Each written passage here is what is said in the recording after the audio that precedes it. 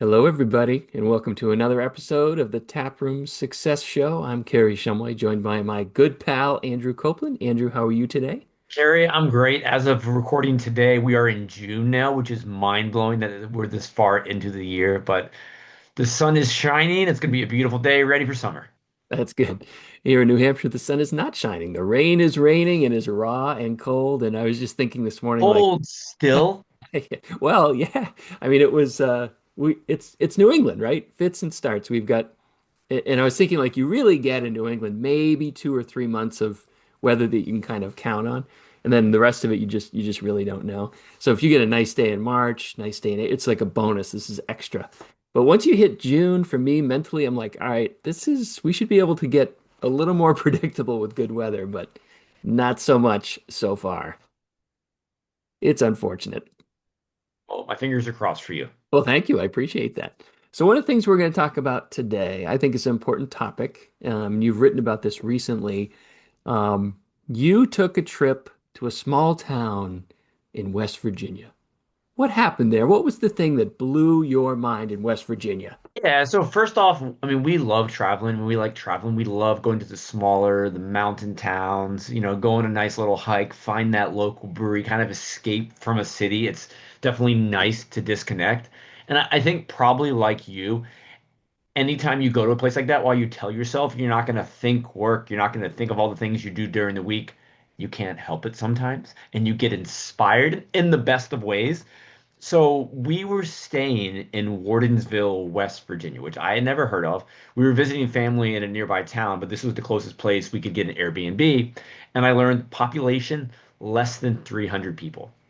Probably less than 10 restaurants. I think they packed more than they probably should just because it's in a hub where people are constantly traveling through. And I also did learn that lots of people from Northern Virginia and DC use this as a quick 2 hour weekend escape just because it's so nearby. So we're leaving Wardensville, and there wasn't a whole lot to pick from when we wanted to grab a breakfast, but we saw on the Google Maps the Wardensville Garden Market, which had a ton of reviews, and it looked like a really cool place. I'm like, okay, I can go get like some fresh bakery items. We can have a cup of coffee. It just looks really neat to see. So we get there, and this is the point, I guess, where everybody cannot see what I'm going to be describing right now, but we'll have to link to the picture. But close your eyes and just imagine this giant whiteboard. I mean, it's probably 5 by 5, 5 feet, that is. It's massive. And the top of it, and this is before you even enter the market, it says market survey. Put a dot on it. Okay, so what this is, on this massive whiteboard, there are 5 questions. And all you have to do is grab the dry erase marker at the bottom of the whiteboard and answer each question. But before you even do that, you see so many other people have engaged with this. So, Carrie, it's like not a question of do I do this or not? It's like where's the dry erase marker and when do I get started? I guess the hard part kind of is not doing it until you leave because you want to experience the market first. So we go in, we get our coffee, we come back outside. And the questions that it asks are, where is your primary residence? And already this is super interesting because you can see that the bulk of people coming to it have really selected over 100 miles from this destination.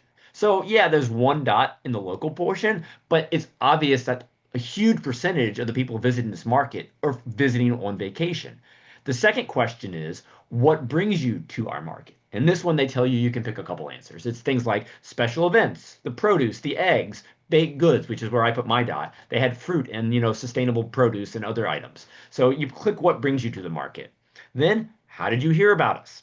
This was kind of interesting, actually. The options were social media, driving by, word of mouth, or Google Maps. Which one do you think had the most dots by it? I'm gonna go Google Maps. Google Maps was tied with social media. Each had one dot this day.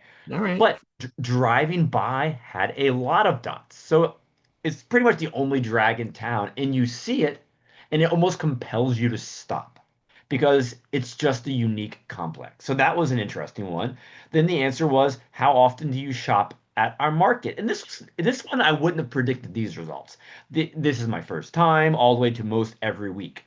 People responded mainly occasionally and monthly. So it kind of is telling me that the people who are traveling from a few hundred miles away, this is their go-to quick vacation. They're coming here regularly as it's not their first time.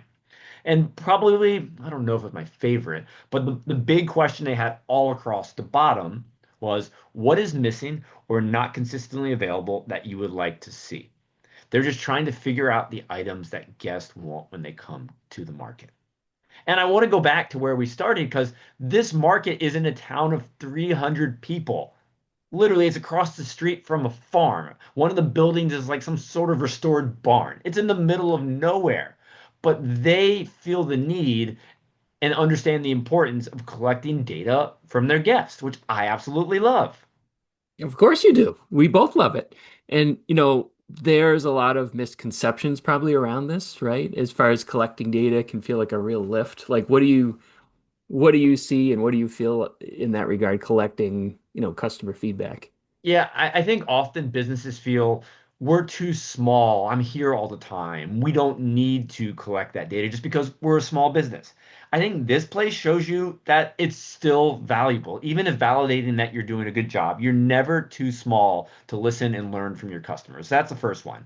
The next one is, oh, well, I already know because my customers tell me everything. I think that's a pretty common misconception. But often, a customer's coming in for, say, the first or 100th time. They have an overly positive or negative experience. They might not tell you, especially on the negative side. You're going to get people who are going to come on that first experience. They're going to have a not great time and they're going to leave and never come back.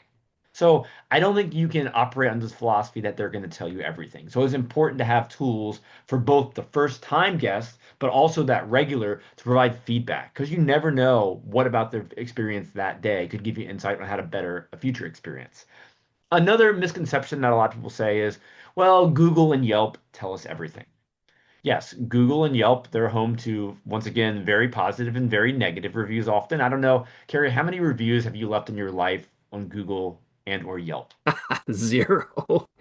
You know, One. I will say I probably had someone pressure me into leaving a Google review once, like, "Hey Andrew, please leave us a review," and maybe I did. So I'll go 5 on the Google and maybe 0 on Yelp. But the point is, most people aren't doing it, and when you do, it's so general or overly one side of the spectrum or the other. So I don't think, I think while it is great that you do that and it is really valuable, it can be validating. It doesn't often show you those area of opportunities.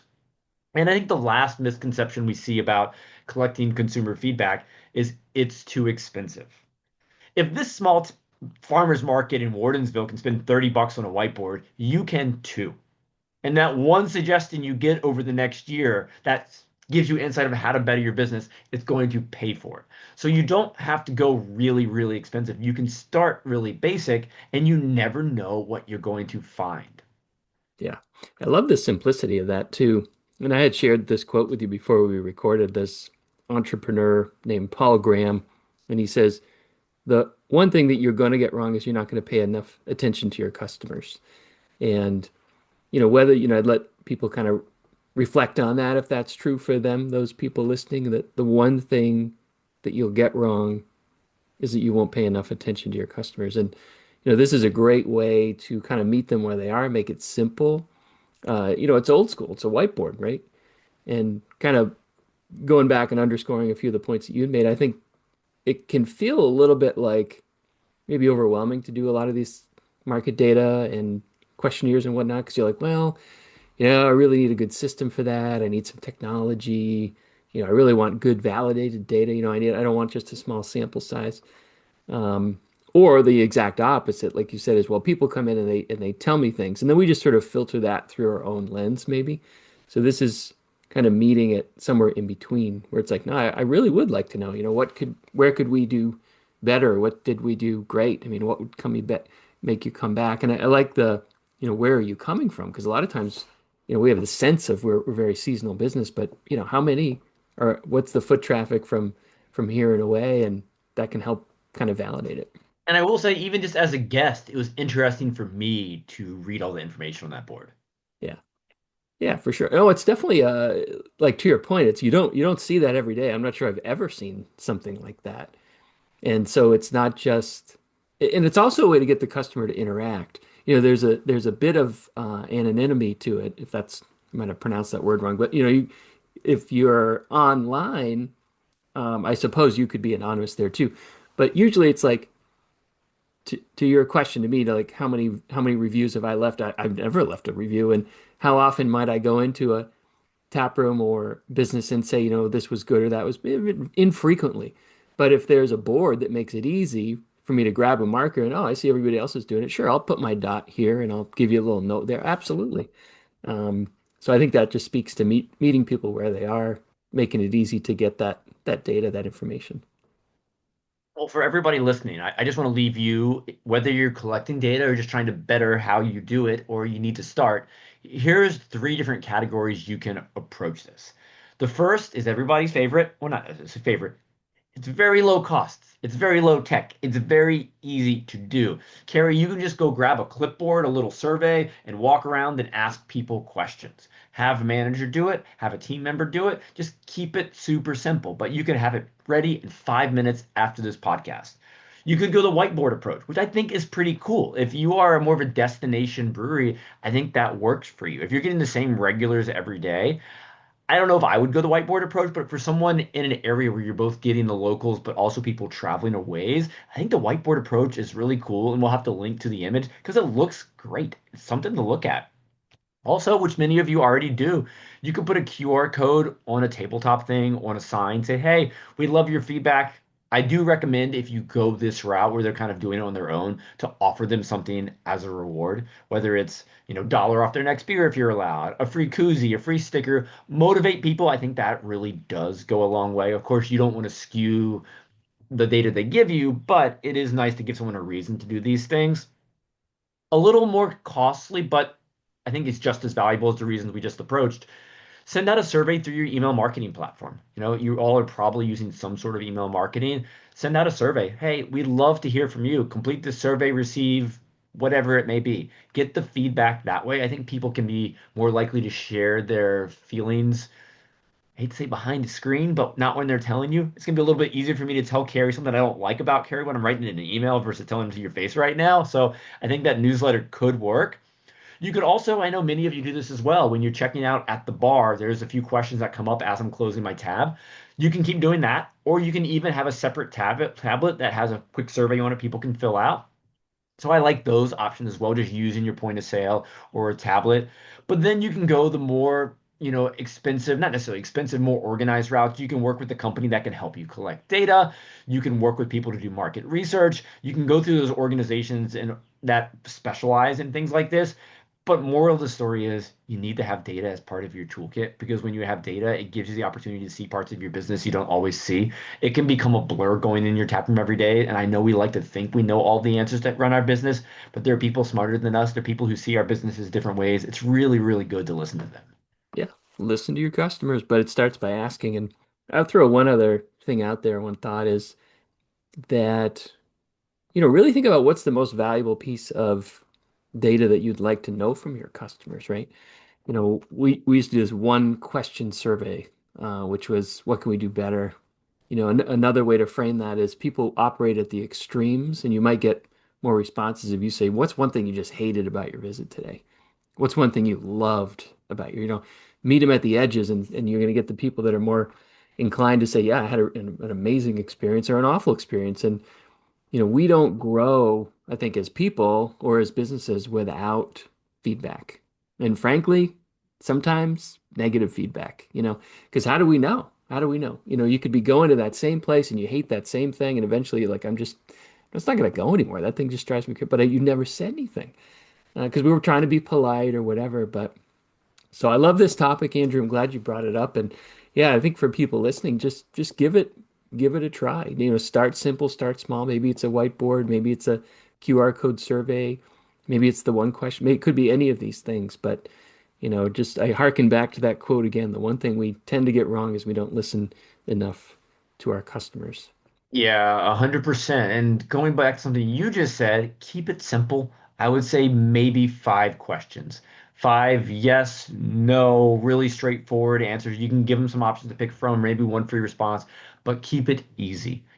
Something that can take someone just a minute to complete. Love it. So, for folks listening, if this was helpful, valuable, interesting to you, we'd love to have you join the conversation at taproomsuccess.com. So, every month, Andrew and I host a monthly roundtable. We bring together taproom owners and managers, and we have a mastermind. What challenges are you facing? What opportunities are on the table? Let's kick it around and see if we can, you know, provide some answers or guidance, or maybe someone else has solved the same problem. We also have our library of recorded It monthly is a experts. library. We've got a library of courses out there, and I know how hard it is to join these things live because we're everybody's super busy. But you can watch at your convenience. You can listen at your convenience, and then of course we have our online self-guided courses that are available for you. So whether you want to improve customer engagement, upselling techniques, financial planning, we've got it all there for you in the Taproom Success membership. So if you want to learn more, just head on over to taproomsuccess.com. And thanks so much for listening, everybody. We'll see you soon. Cheers.